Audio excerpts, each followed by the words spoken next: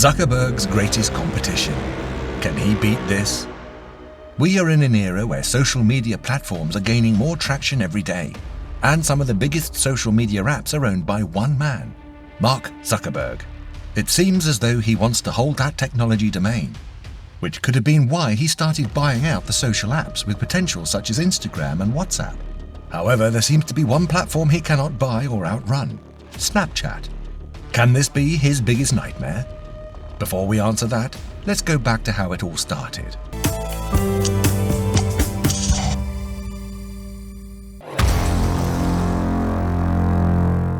Snapchat started as an idea of a Stanford College student, Reggie Brown. Reggie mused about the possibility of sending disappearing pictures. The thought came from an idea of chatting with people and the possibility of the chat and images shared disappearing after some time. This would make perfect sense for college students to share. After brooding on the idea, he raced to see his friend and fellow student Evan Spiegel.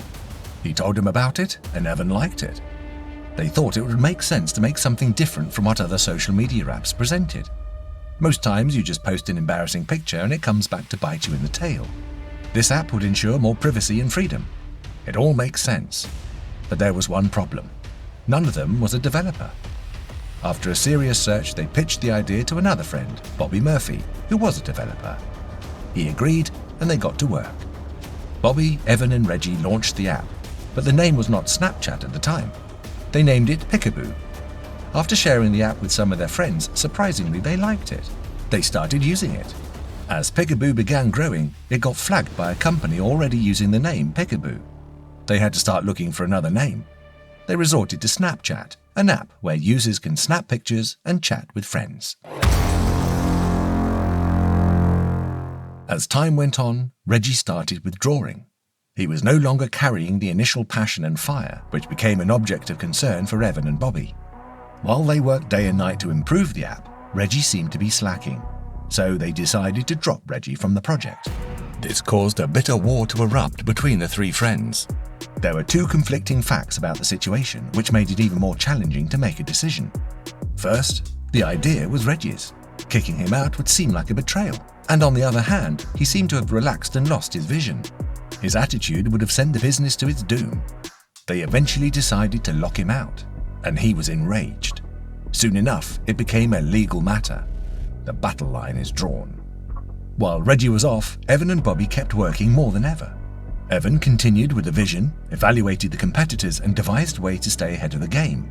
On his end, Bobby continued writing codes to implement the new features Evan thought about and improve the app.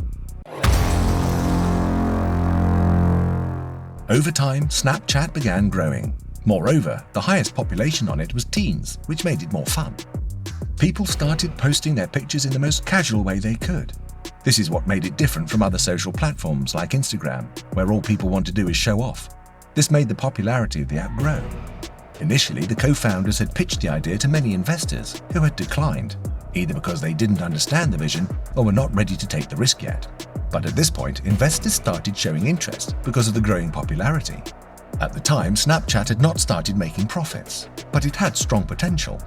The founders began running the business with the investors' funds, but we'll get to that later. Many people began to see the potential in Snapchat, including Reggie. As we mentioned, Reggie filed a lawsuit against his former friends. He said they stole his idea. It was a battle for the two sides, especially for Evan and Bobby. After fierce legal action, it was concluded that Reggie should be paid a considerable amount of money and he should forget about Snapchat. Now Reggie is off the board, but a new villain lies in wait. Snapchat did not just catch the attention of users and investors. Another person had been silently watching in the dark as the new app grew. His name, I am sure you know, is Mark Zuckerberg.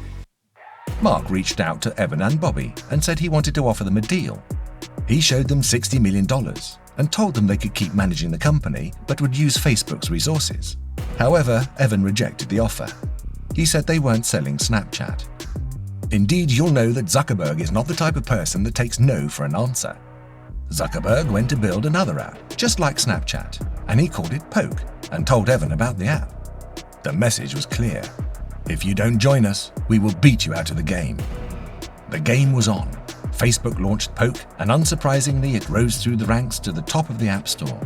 This was a big challenge for Evan, Bobby and everyone on the Snapchat team. To make it worse, Zuckerberg sent Evan an email with a single statement: "I hope you enjoy Poke." This made Evan more determined. He was not only trying to beat the new rival, but also to save Snapchat. But then, something funny happened. Poke started dropping on the App Store. Before everyone knew it, it dropped to 34. Shortly after, it dropped to 50. All this while, Snapchat remained number 3 on the App Store. Mark tried to murder Snapchat, but instead he failed miserably. This failure might be because of numerous reasons that are unknown to the public, but some things are clear. First, those who started using Snapchat didn't see any reason to use Poke because the app is almost like a clone of Snapchat. Perhaps the only different things are the app's design, colors, and the Poke feature. Snapchat already had over 20 million pictures posted, and users are contented with what they have. Second, everyone knows Mark likes to talk big about openness and how people should be able to share. But Snapchat stood at the opposite of this. Snapchat encourages privacy and safety. Since pictures disappear after a short time, people feel safe to post about their embarrassing moments and sort them. Things they wouldn't want to wake up one day and find people sharing over the internet. After rejecting Zuckerberg's offer, Snapchat began to add more features. In 2013, they added the story feature where users can not only send messages and pictures one-to-one, but share photos and videos so their friends would see. With the story feature, uploaded videos and images would disappear in 24 hours. This got the attention of users, and the numbers kept rising. Zuckerberg came back again with one more offer. He offered Bobby and Evan $3 billion to buy Snapchat. This offer was more tempting than the first offer for a few reasons. Snapchat had not started generating revenue, so they wouldn't lose anything. Also, the money is huge, too huge to turn down. After much deliberation, the Snapchat co-founders surprised everyone as they turned down Mark's offer again.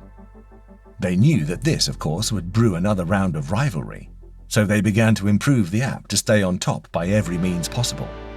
Some of these features included chat, geo-filters, our story, etc. And as of 2015, the platform had over 75 million active users. At this time, Snapchat had started testing out ways to monetize the app, as they had been living on investors' funding up until then. After many trials, they resorted to what most companies do: ads. Initially, it was rough for the company as it lacked the data its competitors had. But as time passed, Snapchat ads started improving. And today is a different thing. Snapchat's journey was not all smooth. Even Snapchat faced challenges with growth. An unidentified organization breached Snapchat in 2013, exposing the personal data of 4.6 million users. The organization apologized for the hack and fixed the breach. Since then, the organization hasn't seen a significant security incident. In another round of crisis, Snapchat's creator Evan Spiegel got into trouble after a 2015 lawsuit filed by a company employee named Anthony Pompliano. Anthony referenced remarks by Spiegel suggesting the company was primarily interested in expanding into rich countries and avoiding poorer nations like India. Following the lawsuit, Snapchat's stock price dropped by 1%. However, the business said it did not sustain any long-term harm and argued that the idea of Snapchat confining itself to more developed nations was ridiculous. While Snapchat was growing and increasing in popularity, Mark Zuckerberg did not rest either. He introduced some of Snapchat's features into Facebook apps, such as Facebook Stories, Instagram Stories, and WhatsApp Statuses. With these features, the use of Facebook apps skyrocketed, especially Instagram. Instagram increased to over 250 million active users, leaving Snapchat to eat its dust. WhatsApp Status became widely used too. Like Snapchat, the stories on Facebook apps would also disappear after 24 hours. And if that was not enough, in November 2020, Zuckerberg introduced disappearing messages on WhatsApp.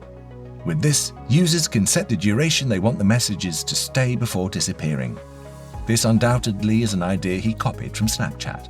Amidst all that, in February 2018, Kyle Jenner posted a tweet that hurt Snap Inc. badly.